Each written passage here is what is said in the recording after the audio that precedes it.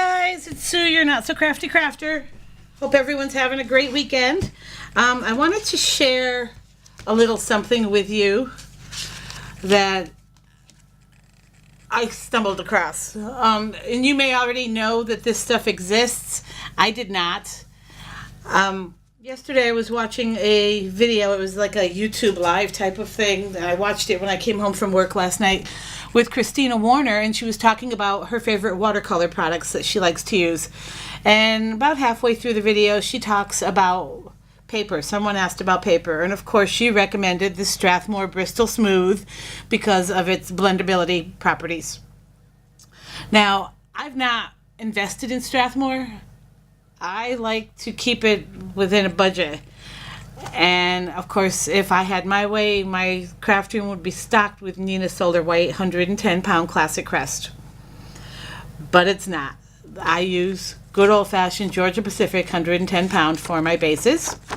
And then I use like Recollections, or I do like Cricut paper, Cricut cardstock as well, so I use some of that.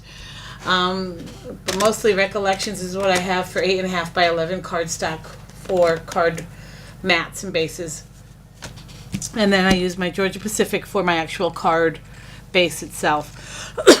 Now, when it comes to watercolor paper, I do like to use the Artist Touch by Hobby Lobby because they put their watercolor and their artist papers, I will say artist papers, it's not just watercolor, it's sketch paper, it's mixed media paper, they put it all on sale often, like every few weeks.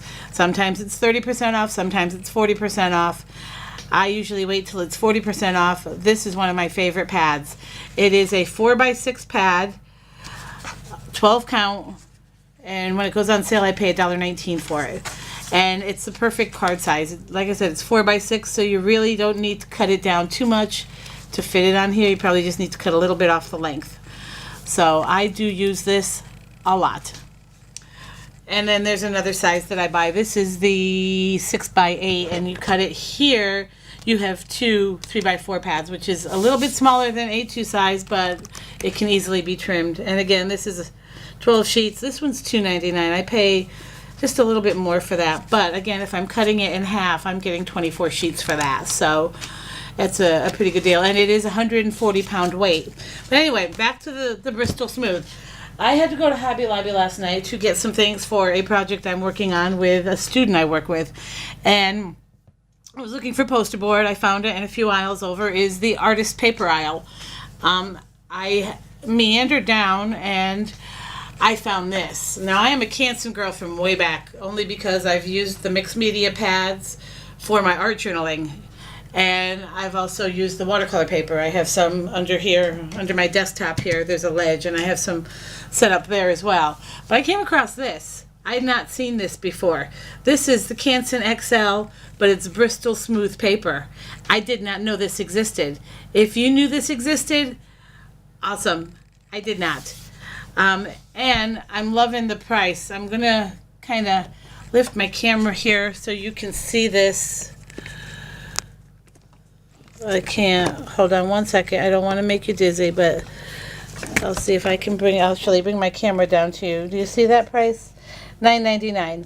Sorry about that, folks. I'm just trying to do this the best way I can. This is a big pad, so it doesn't fit in the frame, and I apologize for that. But it was $9.99, and of course I used my 40% off coupon, so I only paid $6.99 for it. And there's 25 sheets compared to the 20 sheets of the Strathmore. It is 100 pounds, same weight, and it is not the vellum. It is just Bristol Smooth cardstock, and it is really awesome. And I'm going to show you what the difference is between the two, because I didn't realize there was such a huge difference. The first thing I'm going to start with is my markers, because this is one of the things Christina Warner talked about, is your watercolor markers and blendability. This is my Georgia Pacific cardstock. Now you see it bled through a little bit on the back there. I'm just going to flip this over. This is Georgia Pacific 110-pound. I get this at Walmart for just under $6 a pack. Now, I'm going to share with you how this works. Now, these are my Distress Markers by Ranger and Tim Holtz. I bought this set. It's a pack of 5, and it's just some basic colors. And it was clearance somewhere, and I couldn't tell you if it was Hobby Lobby or Michael's. I want to say Hobby Lobby, but I'm not 100% sure on that. And I just grabbed them because I wanted to try them. I love all things Tim Holtz, so I thought, let's give it a shot. Now again, this is my Georgia Pacific 110 pound basic white cardstock. And I'm going to show you how this works. This is just my Distress Ink marker. And I'm going to take my watercolor brush here. Just your basic watercolor. It's got dirty water in here. Let me try this one. Okay, it's just your basic watercolor brush. And I'm going to put down some water down here. Really wet the bristles because this for some reason is very stiff. But watch how this blends out with this. You see it's moving some of the color, but do you see how this block of color basically stays stationary? It's almost like it's just moving a top layer of color around for you. And when I saw this, because this is the only paper I really use other than watercolor paper, I wasn't impressed, and I thought, I really don't want to spend $100 and some for the whole set of these markers if this is what I'm getting. Well, let me show you the difference. This is the Bristol Smooth. Now, again, Bristol Smooth, Canson XL, and it's like 100 pound. But watch the difference on this. Okay, I'm going to do the same thing, and I'm going to use the same color. I'm going to do it over here. Let me the brush tip. And I'm going to blend it into this green over here if I can. And pretty much the same size swatch. Okay. And we'll watch what happens when you're using the right paper for the right product. Do you see how it's pushing the watercolor from the whole block of color? It's not just taking it like from the top. It's really pushing all of this color. Isn't that amazing? That is just so cool. And I can even bring it in and blend it into the next color. But do you see the difference in the blending on these two papers? This is awesome. I love this. This is just so amazing. Same size swatch basically. This block has stayed exactly the same. It's just pushed a little bit of the color. This has blended the entire swatch of color out. So that is really cool. And I am really excited because I really want to use these markers. I do not want to waste these. I really, really like these a lot, especially now that I know what they can do with the right paper. Now, this is a color, this was the test for me. I am not a prolific blender when it comes to using my Distress Inks. It's wrist action, it's pressure, there's a lot involved there. I did this last night and it's just one coat and it just came out so perfect. I had to share. Now, again, this is my Georgia Pacific, my basic go-to cardstock for my card bases. But watch what happens when I pull in and I try to blend.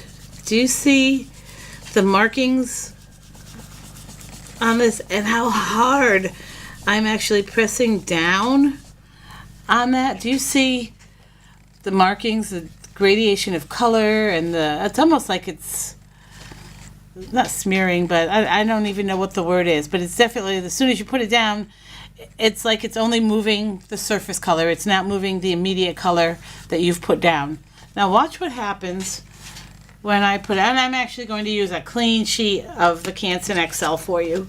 All right, because I've done this video a few times and it didn't work out the way I wanted to, simply because of my having to get up and down and fun stuff like that. So I am going to start just like I did here and bring it in.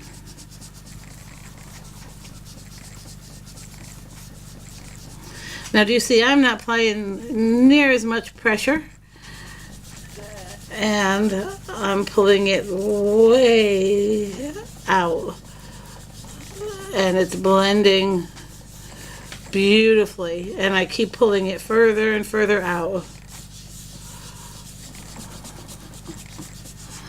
Look at that. Look at the difference between that and that. How much smoother that blending is on the Bristol Smooth. So definitely, if you want to up your blending game, look for some Bristol Smooth paper.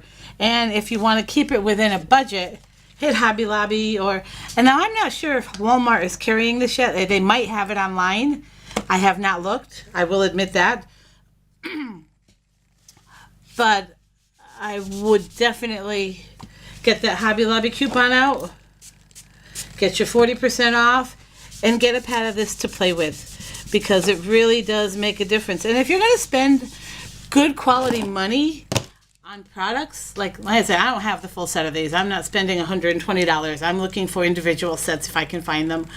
But these are still pricey, you know? And if you want to get the most out of your products, use the right tools for them. I guess that's a big lesson that I learned last night and today.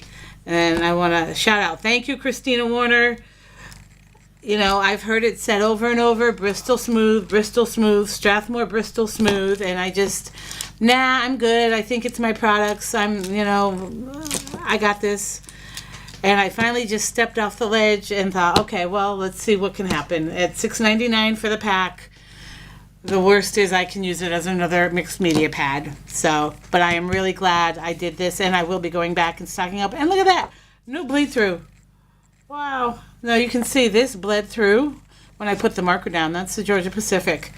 This, I've got 2 layers going here and no bleed through on the other side.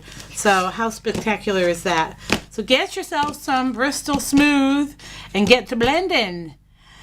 That's all I have for today, folks. Thanks. Have a great weekend. Take care. Bye.